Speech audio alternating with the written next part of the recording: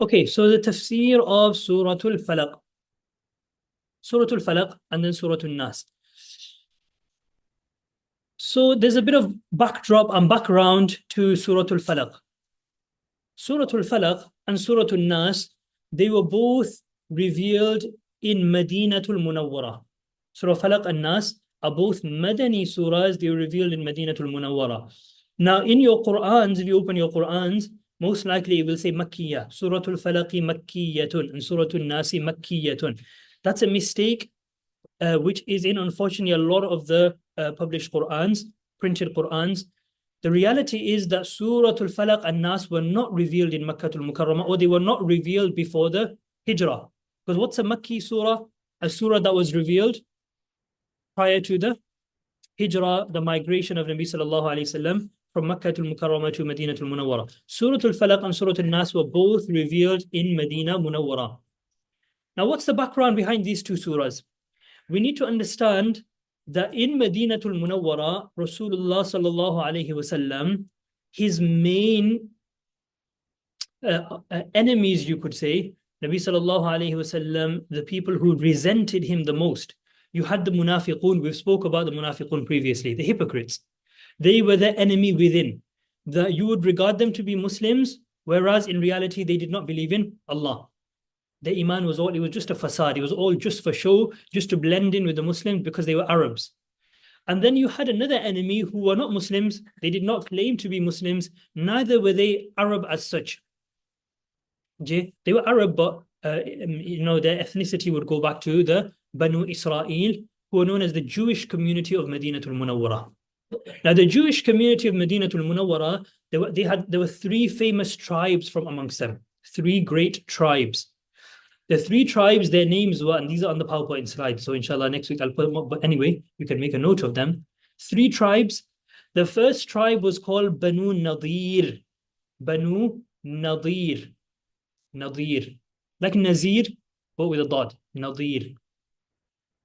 The second one was called Banu Qaynuqa', with a ayn at the end. Qaynuqa'. Banu Qaynuqa'. And the third one was called Banu Quraydah. Banu Quraydah.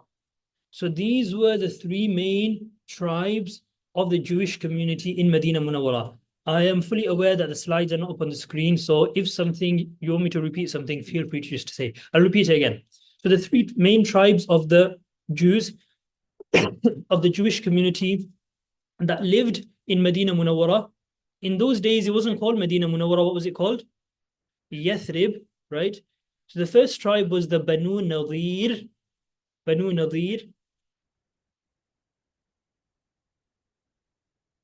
The second tribe was called the Banu Qaynuqa'. Banu Qaynuqa'.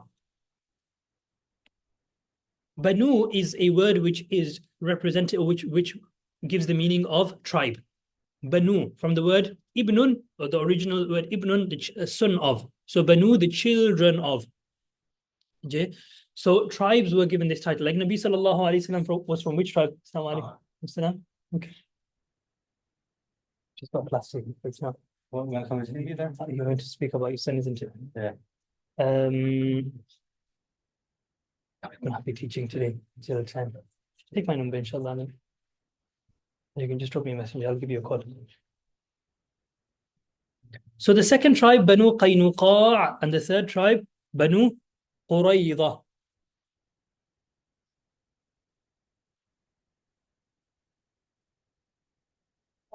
What's your name? Tanzil. Okay. So, all the three tribes, the first one was called Banu Nadir. Nadir with a dad. The second one was called Banu Qaynuqa', and the third one was called Banu Quraydah with a dha and then round at the end. Banu Quraydah. So these were the three main tribes of the Jews that lived in Medina Munawwara. Now we need to understand, before Rasulullah sallallahu alaihi wasallam migrated to Medina Munawwara, the Jewish people were regarded as the superior community of Medina Munawwara. Why? Because they were in control of all of the businesses, the markets, the shops. The Arabs who lived, the native Arabs, they were divided into two main tribes, the Aus and the Khazraj, the Aus tribe and the Khazraj tribe. And these two tribes never got on. They had so many civil wars between them, so much, issues and problems which would take place between them. So they always had falling outs, and many times, they had wars and battles. Some battles would last 50 years, 100 years, 150 years, to the extent that a father would say to his son when he is dying, make sure you continue to take revenge for me. So it would be like passed down, the enmity and the hostility between the two main tribes of native Arabs that lived in Medina. They were called the Aus and the Khazraj. Right? So let's say there are these 5 tribes in Medina. From them, 2 are Arabs, Aus and Khazraj, and 3 are the Jews, Banu Nadir, Banu Qurayza, and Banu Qaynuqa. So the Jewish people, so the Arabs, they were not very educated people. Most of them did not know how to read or write. Their main source of income was their orchards and their gardens and their palm trees and their dates and these kind of things. So they were basically farmers by profession, generally speaking, broadly speaking. The Jews were the rich. They have always been, Allah Ta'ala has always blessed them with a lot of wealth. So they control the finances in the sense that the markets, the bazaar, the markets were run by them. All the shops, all the businesses were run by them. Even though the farmers, the Arabs, who would get their dates or whatever it was, their crops, etc., to trade, they would have to go to the markets and they would have to sell them there. So the markets were owned by the Jews. They were run by the Jews. Secondly, majority of the Jewish people could read and write. They were regarded as intellectual. They were regarded as scholarly in comparison to the Arabs. So that's why the Arabs always regarded themselves to be kind of inferior in comparison to the Jewish people, to the extent that whenever they would need to, whenever they needed guidance or wisdom, they wanted to make a mashwara, consultation about something, to the extent that it's mentioned that if they wanted to get, like, for example, let's say they were looking to get their son married, their daughter married, they would go to the Jewish leaders, scholars, and they would consult with them. I want to get my daughter married. Who do you think I should get my daughter married to? Who do you think I should get my son married to? Whenever they wanted to know anything, about anything, they would go to the Jewish people. So the Jewish community had a great status in Medina Munawwara. Is everybody understanding this? Okay? The Jewish people had great status in Medina Munawwara. And they knew this as well. And remember, first of all, the Jewish people, they had knowledge. Definitely, they had knowledge of the Torah, but they had kind of regarded the Torah to be their own book, not Allah's book. So they were chopping and making changes in it, and they were keeping what they wanted. They were getting rid of what they didn't want.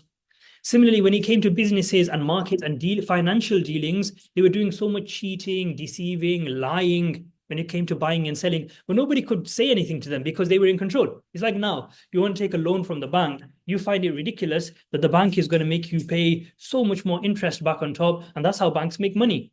And bichara, the person who's gone there to borrow money from the bank is now drowning in debts. The bank says, sorry, this is, we can't do anything about it. This is the way it is. So that's how it was in Medina. The Jewish people just set down the law of markets, businesses, trade, borrowing money, all of these kind of things, and everybody just had to abide by it, by those laws. Do you have your hand up, Taha?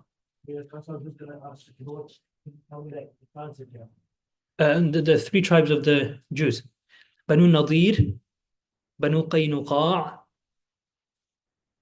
Well, why don't you just copy from one of them? Banu Qaynuqa and Banu Qurayza.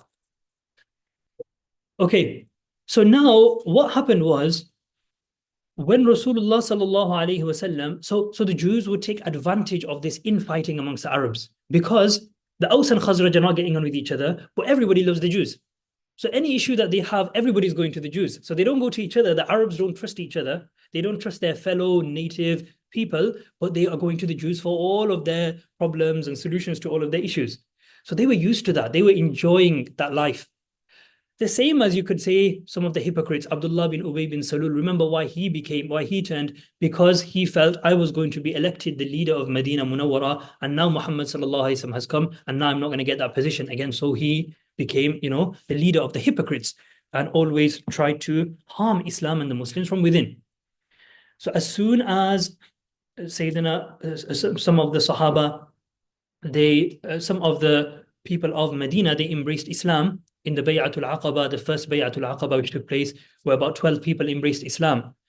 And then Sayyidina Rasulullah sallallahu alayhi wasallam sent Mus'ab bin Umayr radiallahu anhu to Medina Munawwara, go there, teach them about Islam.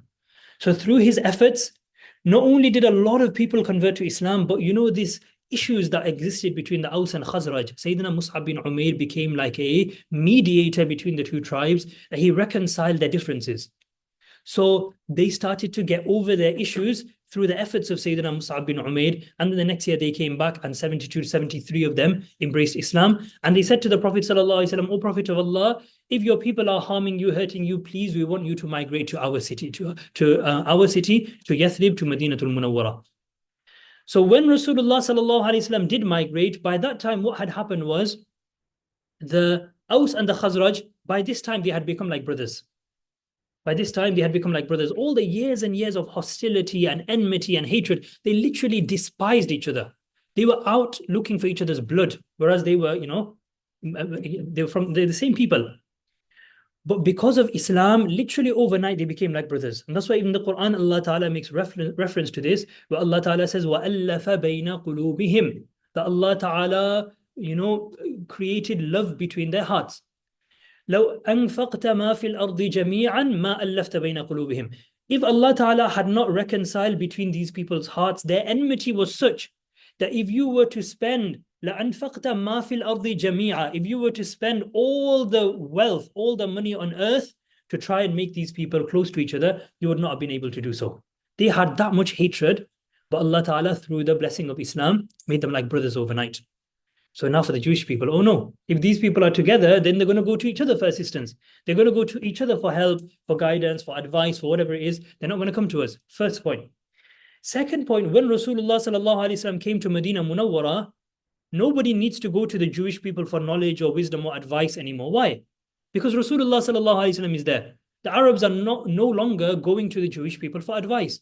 Any issue that they have, any problem that they have, where are they going straight away? To the Prophet sallallahu alaihi wasallam. And now they know that Nabi sallallahu alaihi wasallam is a true Prophet of Allah. He has the true knowledge. So these people now are not given any importance. Now it's come to such a point where whenever any Jewish person would walk past a gathering of Arabs, all the Arabs would stand up and they would embrace him and they would hug him and they would give him so much respect, because they actually really honored and valued each Jewish community leader and chief. But now the greatest of Jewish chiefs is walking past a group of Arabs. They literally are not even looking at him. They're not even paying any attention to him, because now they realize that these people are not even on the truth. So the Jewish people were feeling it. They were so angry and felt so resentful because of everything that happened in the month. Yeah, we'll just pause there. Just remember which point we paused at, and inshallah after Salah we'll continue. Okay?